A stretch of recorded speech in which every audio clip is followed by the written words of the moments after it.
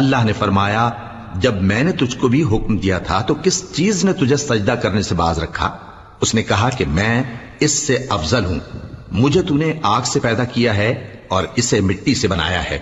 فرمایا تو بہشت سے اتر جا، تجھے شایع نہیں کہ یہاں تکبر کرے، پس نکل جا کہ تو ذلیل لوگوں میں سے ہے۔ اس نے کہا کہ مجھے اس دن تک مہلت عطا فرما جس دن لوگ قبروں سے اٹھائے جائیں گے۔ فرمایا اچھا، تجھ کو مہلت دی جاتی ہے۔ بولا کہ مجھے تو نے گمراہ کیا ہی ہے، میں بھی تیرے سیدھے رستے پر ان کو گمراہ کرنے کے لیے بیٹھوں گا، پھر ان کے آگے سے اور پیچھے سے اور دائیں سے اور بائیں سے غرض ہر طرف سے آؤں گا، اور تو ان میں اکثر کو شکر گزار نہیں پائے گا۔ اللہ نے فرمایا نکل جا یہاں سے پاجی مردود، جو لوگ ان میں سے تیری پیروی کریں گے میں ان کو اور تجھ کو جہنم میں ڈال کر تم سب سے جہنم کو بھر دوں گا۔ اور